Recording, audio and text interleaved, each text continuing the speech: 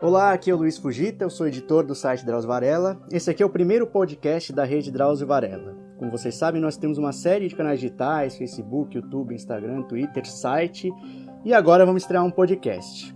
Claro que ele também será sobre saúde e alguns temas sociais relacionados que a gente aborda nas nossas redes, como aborto, racismo, etc., violência contra a mulher. Nesse primeiro episódio, para já começar com um tema leve, né, a gente vai falar sobre suicídio. É uma predileção nossa aqui nas nossas redes tratar de temas difíceis, justamente porque a gente sempre considera que ou eles são pouco tratados, ou quando são tratados, são feitos de forma um pouco superficial. Recentemente, acho que em agosto de 2017, agora a gente fez uma série de 4 matérias especiais sobre esse tema, e o nosso convidado de hoje é um dos entrevistados em uma dessa matéria, o Dr. Carlos Kais, professor, doutor, colaborador do Departamento de Psicologia Médica e de Psiquiatria da Unicamp, né? Bom dia, doutor. Bom dia. Começando aqui, eu vou fazer só uma introdução, doutor, sobre um pouquinho do tema do suicídio, né? A OMS estima que a cada suicídio, 6 pessoas são afetadas, entre familiares, amigos, pessoa que ficou sabendo, são impactadas de alguma forma, ficaram de luto, começaram a pensar naquilo, tiveram culpa, raiva, se são pessoas mais próximas, né? Sendo que cerca de 800 mil pessoas são estimadas, né, que se suicidam por ano, a gente tem 4 milhões e 800 mil pessoas dessas que são impactadas de alguma forma. Recentemente eu estava lendo também um livro que chama A Humilhação, que é do Philip Roth, e lá ele elenca, como o suicídio está presente ali de alguma forma, ele elenca mais de 20 peças em que algum personagem se suicida. E aí tem desde peças mais modernas até antigo, né? Uma coisa muito antiga. Ou seja, é um assunto que está presente na nossa sociedade desde muito tempo. E ainda assim, ali na mesa da família, às vezes é um assunto que ninguém conversa, porque o Matias matou e ninguém sabe como abordar aquilo.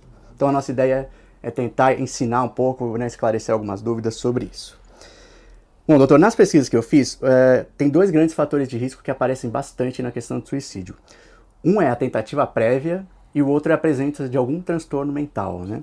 Queria que o senhor falasse primeiro sobre a tentativa prévia. Esse seria o grande fator de risco, é o principal de quando se fala de suicídio? Se a gente pensar de um ponto de vista macro, antecedente de comportamento suicida, né? Quando eu falo comportamento suicida, a tentativa dentro de um espectro, é o que está mais próximo do suicídio, mas a gente pode pegar algo um pouco mais distante, mas também com um imbricamento importante, como o plano de suicídio ou o que a gente chama de ideação suicida.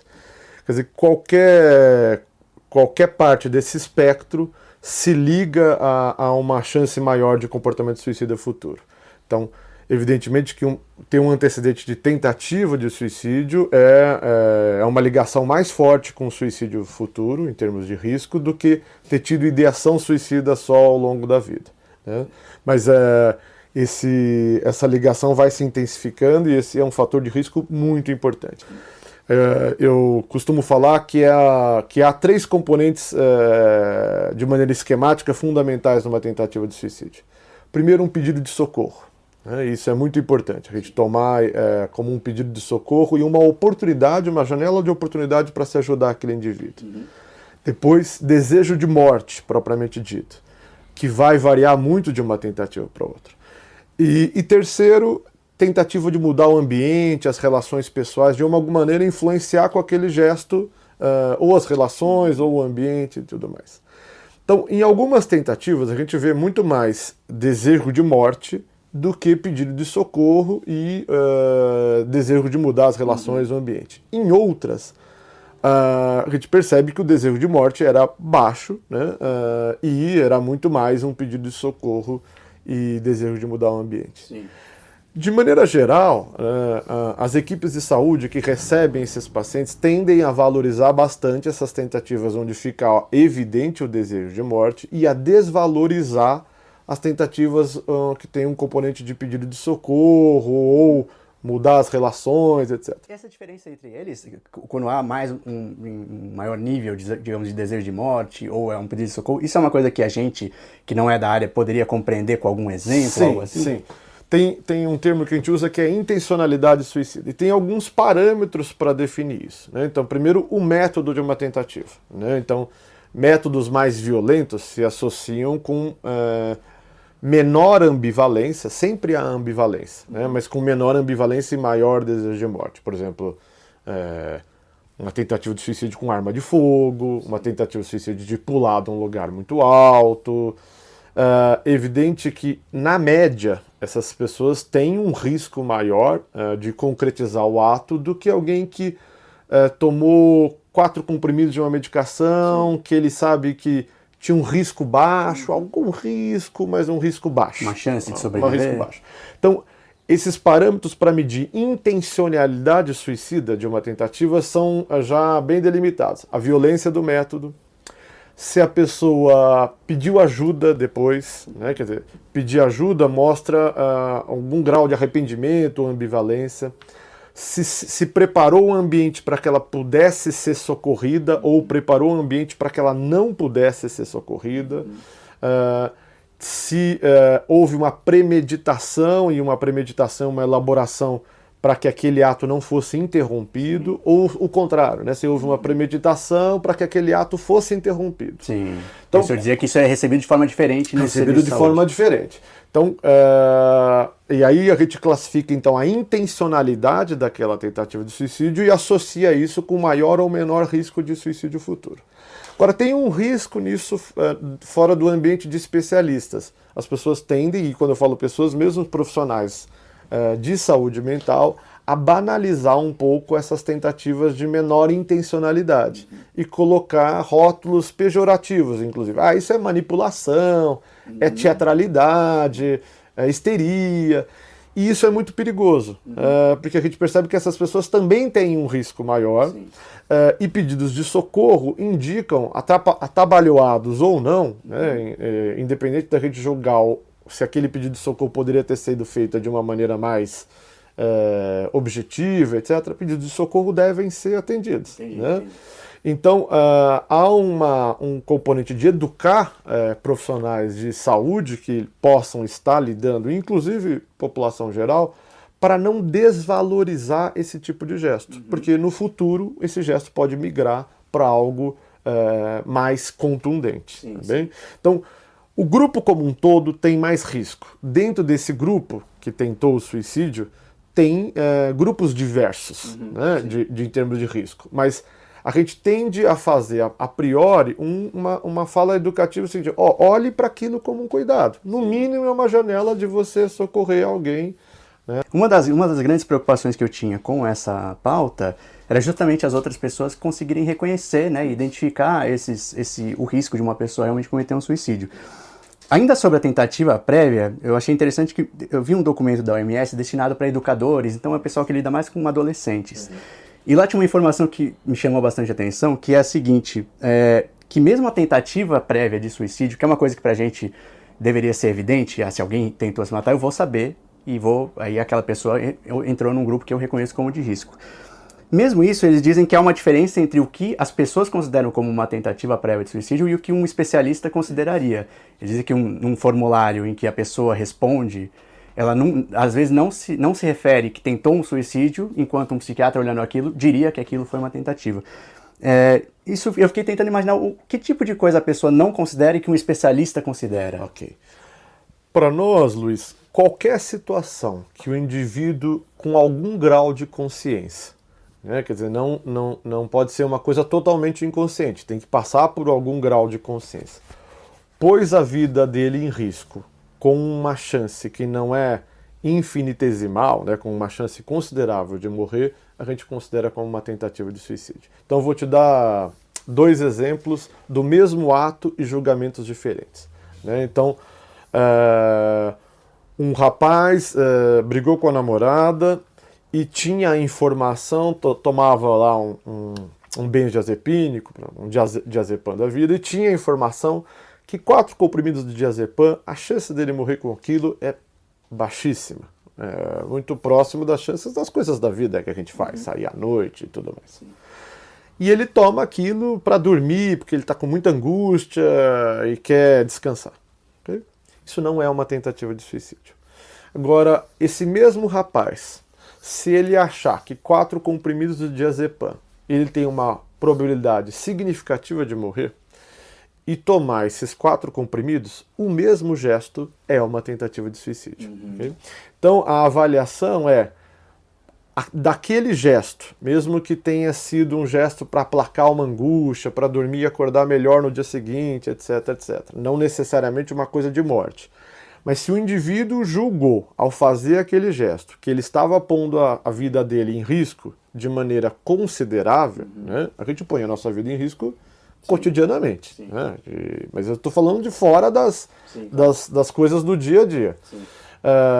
A gente considera como uma tentativa de suicídio. Então, a informação que define é não necessariamente se o gesto tinha ou não risco, mas se o indivíduo tinha consciência de que aquilo como tinha... ela mesma encara. Ela mesma encara. Entendi. Né? Então, algo que para nós o risco era baixo, mas o indivíduo achava que tinha, é uma tentativa.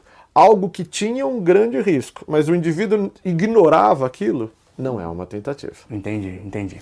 Doutor, fechando esse tema de pessoas que tentaram, né? Naquela matéria que eu mencionei que o senhor contribuiu, um dos tópicos que se levantou como importante é promover o suporte e reabilitação de pessoas que tentaram se suicidar. Como que se dá isso? Porque a gente imagina que depois que a pessoa recebe uma alta hospitalar, se ela foi recebida em algum serviço, como que se acompanha, como que se espera que ela seja acompanhada, né? A gente fica numa espécie de, será que eu vou ter que vigiar aquela pessoa e ver como ela se porta? Como que se faz isso sem ser também agressivo com ela? Como que se deve ser feito, né? Isso é um grande desafio, porque primeira questão, né, a gente deve manter o sigilo e a privacidade dos indivíduos. Né? Então, esse evento de vida ele tem que servir como um marco para o indivíduo entender que ele precisa e pode ser ajudado para ter uma qualidade de vida melhor. E de jeito nenhum um marco onde ele fique rotulado e tenha prejuízo com isso. Então, esse cuidado ele tem que prezar primeiro pela privacidade, né? O respeito à autonomia, individualidade e decisões do indivíduo, mas também promover uma facilitação para que aquele indivíduo tenha algum tipo de ajuda. Sim.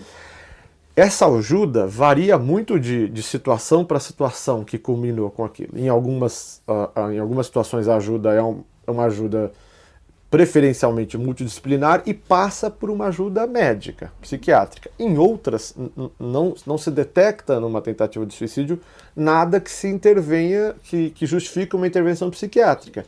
Mas regra geral, intervenções psicológicas e emocionais se põem para a grande maioria absoluta. De jeito nenhum, Luiz, a gente responsabiliza qualquer profissional pela vida do outro. Né? A vida de cada um de nós é responsabilidade nossa. Sim. Ponto. Né? O que a gente espera é que haja uma informação técnica de você ter essa percepção de que aquele indivíduo precisa de determinada ajuda e precisa de determinada ajuda num tempo que não é muito distante, e eu vou facilitar a chegada a essa ajuda dependendo dos recursos que estão disponíveis, seja nos aparelhos públicos de saúde, seja em outros tipos de ajuda. Sempre respeitando privacidade, autonomia e individualidade. Okay? E claro que isso não é fácil. Claro. Né? Porque nós estamos falando de algo que é ativo, mas também é respeitador de certos limites. Dr. Carlos, então agora partindo, né, dos dois grandes fatores de risco, que são uma tentativa prévia e a existência de um transtorno mental na época em que o suicídio ocorre, queria falar um pouco sobre os transtornos mentais, né? É muito difícil pra gente, a gente sempre ouve que são grandes indicativos de que a pessoa pode cometer um suicídio. Mas agora eu estou lendo um livro sobre toque e ele chama bastante atenção para a dificuldade que é, né, nas doenças mentais, de você identificar, os sintomas são semelhantes entre as doenças, as pessoas podem ter graus diferentes, né, um pouco mais leve, um pouco maior, e mesmo assim, é uma margem que fica entre um transtorno e a normalidade, né? A gente estava conversando, como é que eu sei que uma pessoa que simplesmente terminou um namoro e está muito triste, que ela ultrapassou essa margem e passou a ter um transtorno mental, né? O quanto um leigo consegue perceber isso? Então, Luiz, essa pergunta é muito importante, porque tem alguns marcadores que leigos podem ter claramente essa noção, né? Leigos com menor ou maior sensibilidade para as coisas do humano. Um primeiro marcador é desesperança, né? Então, A gente sabe que mais importante, por exemplo, do que a gravidade de uma depressão, em termos de risco de suicídio, é o quanto de desesperança está associado àquela depressão. E o que é interessante é que a maioria das pessoas que concretizam um suicídio verbalizam explicitamente algo relacionado a um suicídio. Então, frases como não sirvo para nada, que carregadas de muito sentimento de culpa, inutilidade, de ser um fardo, né? Assim, sou um fardo na vida da minha família, sou um inútil, seria melhor que eu morresse. Então, essas frases devem ser levadas muito a sério e essas pessoas devem ser claramente colocadas o quanto que elas poderiam ser ajudadas. Então, primeira questão é esse tipo de frase que mostra um grande pessimismo em relação a futuro, pessimismo / desesperança e uma autopejoração. Sim. Okay? Em relação à depressão, tem algumas coisas que a gente pode instrumentar um leigo, né? Porque diferenciar tristeza da vida de depressão tem alguns parâmetros que são relativamente possíveis de se divulgar. O primeiro é a tristeza da depressão, ela não é uma tristeza apenas mais intensa, ela é qualitativamente diferente. Então, muitas vezes a pessoa reconhece e fala isso. Né? Olha, é uma tristeza diferente do que eu já vivi. Então, quando a gente escuta esse tipo de frase, que aquilo é qualitativamente diferente, acende um sinal amarelo. Tem um outro pilar do diagnóstico de depressão que a gente chama de anedonia ou hipoedonia. O que é isso? É a perda de capacidade de sentir prazer e, consequentemente, interesse nas coisas. Então, é aquele indivíduo que você percebe que as coisas do dia a dia que ele fazia, ele está deixando de fazer. Ele está perdendo o interesse. Né? Perdendo o interesse de coisas do cotidiano. Né? Então, quanto mais próximo nós somos de uma pessoa, mais nós temos um certo mapa do que o indivíduo gosta de fazer. Então, quando o indivíduo começa a ter alteração de comportamento e perda de interesse e prazer nas coisas, também lança um sinal amarelo. Né? Você vai falar, bom, mas num luto tem alguma perda de interesse e prazer nas coisas? Claro que sim. Mas o luto, em geral, vem menos com esse componente de mácula de autoimagem, né? Sou um inútil. Então, o luto tem isso, mas a tristeza é uma tristeza da vida, né? Quer dizer, não é qualitativamente diferente e não vem com essas falas tão autopejorativas. Então, isso dão sinais que um leigo pode ajudar a perceber. Isso aqui provavelmente é uma depressão. Outro grupo de transtornos mentais muito associado ao suicídio são o uso de substâncias psicoativas. E aí uma regra também é mudança de padrão de uso e de comportamento. Então é o sujeito que fazia um determinado uso do álcool, né, e começa a fazer um uso muito diferente. Né? Ou outras substâncias, né? Então intensifica o uso da cocaína. Então essas mudanças de comportamento, regra geral, são sinais de alertas que as pessoas que estão em volta podem perceber. Mudança de comportamento junto com verbalização de possível morte, sinal amarelo vermelho. Né? Então eu diria assim, existem suicídios que não são passíveis de serem percebidos? Sem dúvida. Né? Mas a questão é que a maior parte, mesmo uma pessoa leiga, minimamente informada, consegue detectar aquele risco. Certo, certo. E partindo também nesse mesmo tema, como que uma educação pública poderia servir para esse tipo de informação, né? Eu estava agora terminei uma série chamada Mindhunter, que é sobre uns agentes do FBI que estão entrevistando criminosos violentos para tentar achar um padrão, pensamentos que podem... E dessa forma eles planejam, de certa maneira, prevenir e antever alguém que tem uma possibilidade de cometer um crime, no caso da série, né? E num determinado momento, um dos agentes envolvidos nisso vai numa escola de crianças mesmo, 10 anos, 11, 12 anos, e faz ele tenta trazer, né, alguns termos que são técnicos para alguma linguagem, então ele fala, tortura de animais, por exemplo, no caso deles é uma coisa relevante. Aí o diretor fala, não, tortura é uma coisa muito, muito pesada para criança, eles não vão saber, fala machucar animais, machucar bichinhos, alguma coisa assim.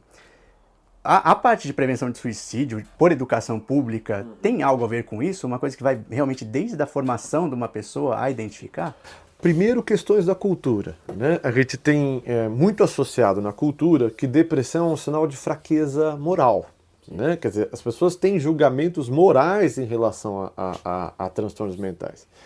E eu sou um grande divulgador de figuras que todos nós temos ou deveríamos ter algum tipo de admiração, gratidão e que sofreram transtornos mentais, né?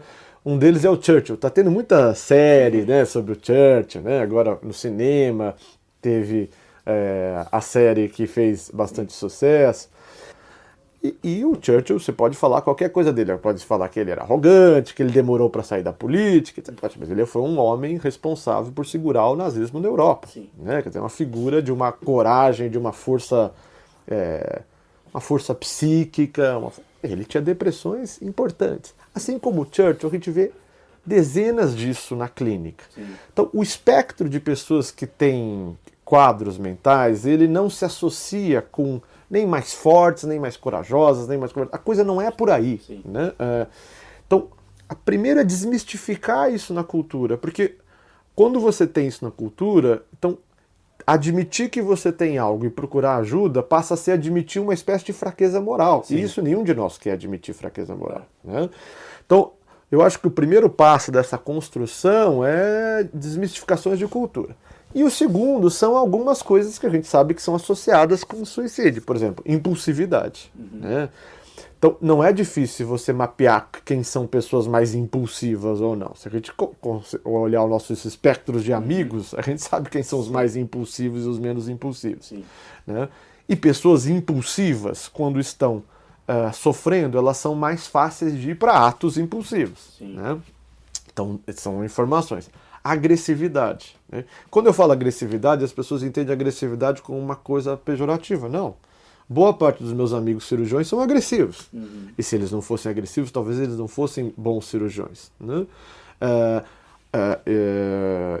Há uma associação também de agressividade com construtividade. Né? Os grandes empreendedores. Mas a gente sabe que pessoas que são mais agressivas tendem a também, em momentos, voltar aquela agressividade, pode se voltar para si mesmo. Entendi. Então, a gente vai educando sinais de que você pode ver as pessoas que tendem a ter que ter um olhar mais atento.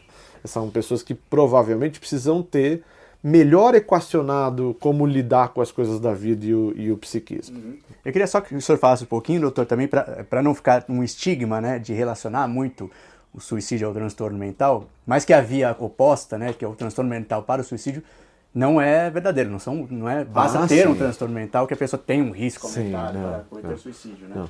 Suicídio continua sendo um fenômeno raro. A maioria absoluta das pessoas que vão padecer de um transtorno mental vão ser tratadas e vão voltar à normalidade, etc. Então, transtorno mental, eu gosto de usar uma frase que é um vulnerabilizador quase que necessário. Deixa eu explicar essa frase.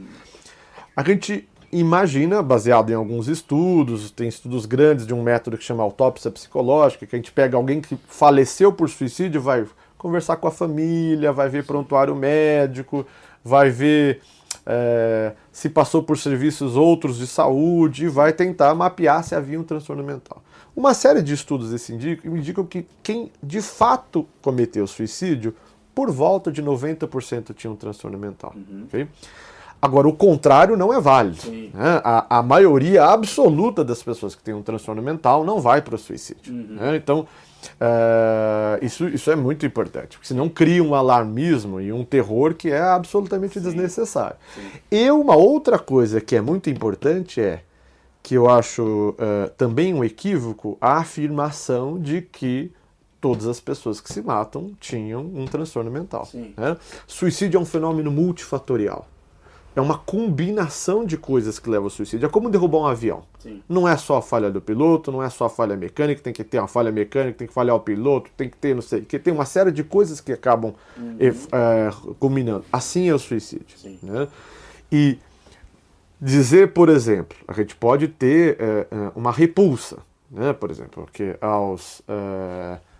aqueles homens que jogaram um avião no World Trade Center. A gente pode ter uma repulsa, né, repulsa ao ato, mas dizer que eles estavam sofrendo de um transtorno mental me parece uma forçação de barra. Sim. Dizer que os kamikazes da Segunda Guerra Mundial estavam sofrendo de um transtorno mental me parece uma forçação de barra. Então, também lembrar que não necessariamente suicídio se associa a transtorno mental, sim, né? sim. Mas que, na maioria absoluta, a gente encontra. Sim. Doutor Carlos, partindo para o nosso terceiro tema aqui, sobre como a imprensa fala sobre o suicídio, né? Durante minha pesquisa eu encontrei um caso ilustrativo, parece que no metrô da Áustria, houve um suicídio no metrô de lá, e aí houve uma cobertura sensacionalista, dobrou o número nos 18 meses seguintes. Decidiram fazer um manual para a imprensa, né, de como divulgar, e aí ocorreu uma queda bastante grande, de 75% no número de mortes no metrô austríaco, né? Então, alguns veículos, inclusive, decidem não noticiar suicídio ou nem dizer que foi suicídio. Mas, pelo que a gente está vendo aqui, noticiar de uma forma correta pode ser mais benéfico do que simplesmente não falar sobre aquilo, né? Muito provavelmente. Sim. Eu queria que o senhor falasse um pouquinho sobre algumas coisas que são ruins, né, na forma de divulgar e como a gente pode aproveitar para fazer isso de uma forma benéfica. O nome técnico disso a gente chama de efeito Werther. O Goethe escreveu um livro, né, As Agruras do Jovem Werther, Os Sofrimentos do Jovem Werther, que é aqueles livros do romantismo, né? Quem prestou vestibular vai lembrar que a gente tinha a nossa versão em português, né? Camilo Castelo Branco, Amor de Salvação, Amor de Perdição. E o cara era abandonado pela namorada, pulava na água. Sim. Bom, não é muito nossa pegada atual, Sim. digamos assim. Né? Sim. Mas o que era, né? O jovem Werther se apaixonava por uma dona, uma senhora mais velha, ele é largado, e aí ele se vestia de uma roupa amarela, um traje específico e se matava. E aí, na Europa, começa a ter um monte de suicídios com as roupas do jovem Werther. Né? O Goethe era um autor do romantismo. E, inclusive, o Goethe é chamado a público para se desculpar. Como o efeito Werther não era documentado, ele veio a público e falou assim, não tem nada a ver com isso, os caras não estão sabendo separar literatura de vida real, é o problema deles. Né? E eu vou te confessar, Luiz, que as primeiras vezes que eu escutei do efeito Werther, eu achava que era um pouco exagerado. Eu achava pouco provável que uma notícia, alguma coisa, tivesse essa capacidade. Né? Mas a gente se esquece de populações específicas vulneráveis, principalmente adolescentes vulneráveis. Né? Então tem uma série de estudos que falam disso que você colocou, né? E estudos muito bem documentados, né? Inclusive às vezes com coisas que não são notícias, por exemplo, um seriado que a entrada dele era o jovem pulando no metrô. Sim. Pum! Estoura o número de suicídios para aquele método. Algumas pessoas falam, ok, mas deve estar tendo diminuição de outros métodos. Sim. Você vai ver, não está tendo diminuição de outros métodos. Né? Só teve aumento daquele. Para o seriado, diminui aquele método. Então, algo acontece no nosso psiquismo, né, que esse tipo de contaminação acontece. Não, óbvio que não alguém que está bem, mas alguém que está ali na linha tênue. Claro. Mas na linha tênue não é tão raro assim. Sim. Né? Daí surgiu uma série de recomendações. Não glamourizar, ok? O suicídio. Então, a gente sabe que tem essas pessoas que, às vezes, o momento de glamour é o significado da vida. Né? Não descrever o método, ok? Então, associar sempre a possibilidade de aquilo estar associado a um provável ou possível transtorno mental, onde essas pessoas podem procurar ajuda. Sim. Então, quando o assunto é trazido de uma maneira técnica e informativa, é muito produtivo. Sim, né? sim. Os grandes órgãos de imprensa têm feito isso. Né? Se vocês lembrarem quando morreu aquele general que era chefe de tropas brasileiras no Haiti, né? Quer dizer, uma figura, inclusive, de identificação de uma série de pessoas. Né? Ele era um homem com histórico de realizações, de fazer. A matéria foi pequena, não foi de primeira página. Né? Então, a matéria pequena não é para desvalorizar a pessoa, mas para evitar esse efeito. Sim. Então, eu diria para você que a imprensa escrita, nos grandes manuais de redação, isso já está. Se você vê como a Folha, o Estadão, as revistas principais divulgam, já é adequado. Sim. O problema maior está no telejornalismo tiro e sangue. Sim, okay? sim. E aí é tudo errado. Sim. Aí é descrição do método, é cena da coisa. E, infelizmente, a televisão tem muito mais penetração do que o jornalismo escrito, etc. Então, nós temos dois grupos muito separados.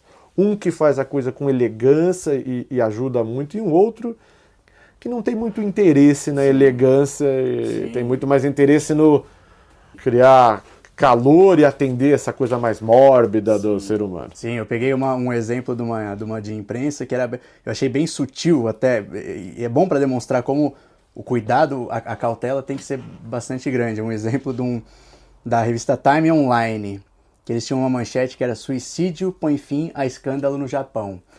E aí quando você lê, às vezes você fala, não tem tanto problema, né? Mas aí ele estava elencado como um mau exemplo, justamente porque é a resolução de um problema, né? Um suicídio acabou com um problema político. Não, jamais coloque esse tipo de coisa, né? E aí a gente estava comentando antes também, doutor, que é como o Brasil tem ido na contramão, assim, de reduções de taxa de suicídio no resto do mundo, e o Brasil, pelo contrário, né? Isso dá muita tristeza para quem trabalha com isso, né? Porque se tem suicídios que não são evitáveis, é evidente que tem, né? Eu diria até que tem suicídios que não são nem indesejáveis que aconteçam. Tem pessoas que não tem, que a gente não tem oferecer. Então, se você perguntar para mim, todo suicídio é uma tragédia? Não. Né? Algumas situações de médicas é um nível de sofrimento que a gente sabe que não há abrandamento para isso, mas isso são exceções. Sim. Na grande maioria, há possibilidade de abrandamento, há possibilidade de qualidade de vida e é possível de prevenir. E o mundo detectou, a partir desses últimos 20 anos, muito claramente o que funciona e o que não funciona. E puseram em prática. Os países estão pondo em prática as estratégias de prevenção de suicídio. Isso resultou nos últimos 15 anos em 31% de redução das taxas de suicídio. Esse é um fenômeno de saúde pública brutal. Uhum. Você reduzir em 15 anos 1/3 é um negócio espetacular. Sim. Por quê? Porque está mapeado, olha, o caminho é esse, a lição de casa é essa. Algumas dessas estratégias não são custosas, e isso é o que mais nos incomoda, e o mundo pôs em prática. E nós estamos muito a passo de tartaruga. A tartaruga está acelerando um pouquinho? Está acelerando um pouquinho. Algumas coisas estão sendo feitas? Estão sendo feitas. Agora começou a ter transparência de divulgação de dados. Não estou dizendo que não está sendo feito nada. Né? E nesses últimos anos teve algum aceleramento. Sim. Né? Mas, nesses 15 anos, enquanto o mundo reduziu em 31%, nós aumentamos em 11%. Sim. Quer dizer, é muito contramão. Sim. Né? É muito contramão. E uma outra coisa que é interessante, que isso está se pensando também o porquê, enquanto o mundo reduziu mais o de mulheres, né, então o mundo reduziu em 31% as taxas, mas 35% de mulheres e 25% de homens.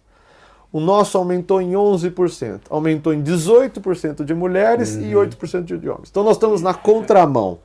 Exata, né? Exato, tudo na contramão. Sim. Né? Contramão do que está acontecendo no geral e contramão dos gêneros também. Sim. Eu diria que a tartaruga está começando a andar. Sim. É uma tartaruga ainda, mas assim, já está começando a ter um alívio de angústia para quem vê. Nós estamos falando de 8 mil mortes. Né? Se a gente pensar que uma parte significativa disso é evitável, são 15, 20 aviões que caem. Sim. Predominantemente de adultos jovens. Né? Quer dizer, pessoas que poderiam ter toda uma vida produtiva, o impacto que isso vai ter nas pessoas. Então, não é só uma questão humanitária. O humanitário já justificaria, mas também tem questões aí econômicas implicadas e tudo mais.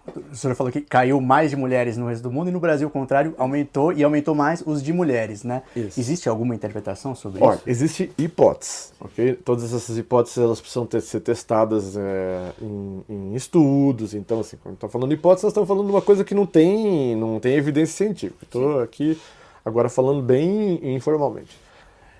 Trocando ideia com alguns colegas e alguns colegas que trabalham com álcool e drogas, pensando que esse grupo de álcool e drogas é o segundo grupo mais importante em relação a transtornos mentais e suicídio. Os primeiros são os de humor? Primeiro, os transtornos de humor. Né? E os transtornos de humor estão tendo um declínio nessa fatia de proporção e substâncias psicoativas aumentando. Transtorno de humor são depressão... Depressão, transtorno bipolar, né? Transtorno esquizoafetivo, quando está ligado a questões de depressão e tudo mais. Estão perdendo espaço, né? Estão perdendo espaço para substâncias psicoativas, substâncias psicoativas, regra geral, associados também a sintomas depressivos. Sim. Né? Bom, e o que a gente tem visto é que as mulheres entraram um pouco mais forte e mais precocemente no uso de substâncias psicoativas do que nas décadas anteriores. E aí eu não estou falando só de substâncias psicoativas ilícitas, não. O uso de álcool entre mulheres é mais precoce, Sim. mais intenso. Então, o que a gente imagina, né, mas isso é uma hipótese, é que um pouco do risco masculino associado ao uso de substâncias psicoativas está se espalhando para o feminino. Sim, Okay? sim. E isso é uma explicação. Né? A outra, né, se a gente pegar outras vertentes, né, sociológicas, antropológicas, a gente teria que pensar em uma melhora da condição de vida da mulher no mundo e uma piora da condição de vida da mulher no Brasil. Sim. Eu consigo ver piora da condição de vida da mulher no Brasil. Nada é difícil de ver de piora nos últimos anos de condição de vida. Sim. Mas assim, é difícil distinguir isso de uma condição de piora de vida dos homens também. Né? Uma coisa geral. Uma coisa geral. Então, assim, mas outras coisas que poderiam ser olhadas. A gente tende a ver, né, mais, é um viés, um cacuete, a gente procura mais do que a gente conhece mais, claro, que é as coisas da saúde, mas provavelmente um antropólogo, um sociólogo, talvez desse outras explicações. Sim. E o senhor falou que existem estratégias que não são custosas, que foram adotadas nos países que tiveram mais sucesso do que a gente, né? Tem algumas que a gente poderia implementar facilmente. Olha, eu participei e tive a oportunidade de participar de um estudo multicêntrico da OMS, que foi feito em 10 países, nos 4 continentes, que era um estudo de prevenção de suicídio, que era uma ideia muito simples. Esse estudo de intervenção era assim: quando o indivíduo chegava a um pronto-socorro, né, então em 10 países por uma tentativa de suicídio, se separava em 2 grupos. Todo mundo ia receber o tratamento que sempre foi dado. Mas metade, além do tratamento usual, ia receber uma série de telefonemas. Ok? 8 telefonemas, esse estudo está um pouco longe, não lembro do número de cor, mas eram alguns telefonemas. Com que intuito? Verificar se a pessoa ainda estava em tratamento, né? Uma conversa de vínculo, acolhimento e tentar facilitar com que aquele indivíduo tivesse em tratamento. E uma entrevista inicial que era feita ali mesmo, naquele local. Bom, para essa logística na Unicamp, a gente tinha uma psicóloga num determinado momento e o nosso apoio. Sim. E tinha um telefone. Sim. Okay? Quando se compilou os dados mundiais, né, e se separou, então, 2.000 pessoas que receberam o tratamento usual e 2.000 que receberam esses telefonemas a mais, o índice de pessoas que faleceu por suicídio dentro do que recebeu esses telefonemas a mais, olha, você foi se tratar, o que está acontecendo com a sua condição, foi 4 vezes menor. Nossa. Quando eles depuraram um pouco os dados de os países que tinham mais fidedignidade da apresentação de dados, era 10 vezes menor. Tá bem? Então, e o custo desse projeto, se você fizesse o cálculo do custo por vida, era algo ridículo. Sim. Ou seja, algo que se a gente fizer custo e vidas humanas, assim, qualquer tomador de decisão de onde alocar recursos falaria, não, essa é uma boa alocação de recursos. Né? Independente da gente ter necessidade de polícia, de bombeiro, de coisas outras que também são muito prementes e que implicam em vidas, mas ali o custo-benefício era muito evidente. Doutor Carlos, então para finalizar, voltando, a gente agora saiu de uma esfera mais do público, né? Agora voltando para finalizar mesmo na vida privada, né? Como a gente falou no início, o suicídio é um assunto trabalhado nas artes, na história, né? Os fatos históricos todo mundo sabe, mas na mesa de jantar muitas vezes não é, né? Tacitamente é uma coisa silenciada dentro de uma família, quando alguém cometeu um suicídio. Como que alguém que está mais informado sobre isso, ou está interessado em contribuir para contribuir de alguma forma, né? Que isso seja trabalhado de uma forma mais saudável, como que uma pessoa puxa um assunto desse, ou, né, se ela perceber que o suicídio é uma coisa que na família não se conversa e ela quer que aquilo seja diferente, o que ela pode fazer, né? Vou te falar uma coisa pessoal, olha que interessante. Como eu tenho um casal de filhos, são crianças, né? Uma menininha de 9 anos e um menininho de 7. Sim. E eles acabam vendo, porque vem, né, o papai saiu na Folha, né, o papai saiu na Veja, e eu ficava pensando, puxa vida, né, crianças, né, e eu vi como a gente como a gente mistifica mesmo a coisa. Sim. Como tudo que envolve, que é colocado com franqueza e a discussão de maneira serena, né, a despeito de idade, de situação, a coisa flui bem. Né? Então, eu gosto muito do Camus, né? do Franco Argelina. Né? É o meu favorito. Você tem gostos parecidos com o meu. Você estava falando do Philip Roth. Eu adoro o Philip Roth. Sim, por isso que... Eu adoro o Philip Roth. O tema veio, né, a partir de tudo isso. A marca humana do Philip Roth, eu fico fazendo propaganda. Eu gosto muito. Esse eu ainda não li, vou anotar como o próximo dele, então. E é interessante porque é uma discussão tão evidente, né, que se a vida vale a pena ou não, né, que quando você toma ela com serenidade, né, e se a vida vale a pena para você, o efeito do diálogo é, no fundo, um efeito que pode ser reforçador de que a vida vale a pena. Né? Então, não conversar tira, inclusive, substrato para que a pessoa, no momento de crise, tenha substratos para que a vida vale a pena. Então, eu acredito que a nossa decisão, que a vida vale a pena, tem que ser tomada com substrato. Né? E se um dia um filho meu estiver em crise, eu espero que ele tome as conversas, se a vida vale a pena ou não, como substrato. Sim. Agora, a gente também tem que pensar em não ser proselitista exagerado, que a vida não vai valer a pena para todo mundo. Né? E isso é uma coisa que a sociedade tem que admitir. Sim. Né? Uma questão, passa a ser uma questão filosófica. Filosófica. Né? Quer dizer, eu acho que uma sociedade madura, ela também aceita isso. Sim. Que existem pessoas que têm sofrimentos que a gente não pode abrandar. Sim. Mas o grande cuidado é não tomar sofrimento agudo como uma coisa que vai ser para sempre. Sim. Porque isso é uma questão do cérebro, né? De imaginar que aquele sofrimento agudo vai ser para sempre. Sim, sim. Né? Mas é uma questão que o senhor falou, dessa questão mais filosófica, ela também passa a ser mal trabalhada porque você não se conversa sobre nenhum dos casos, né? Nem dos casos que são inevitáveis, digamos, que seja um suicídio infantil por algum transtorno realmente muito grave, ou qualquer outro, né? Você acaba com aquele assunto de forma geral, não fala sobre nenhum deles. Agora, veja, nós estamos falando de exceções. Sim. A grande maioria das situações são situações agudas ou agudizadas. Sim.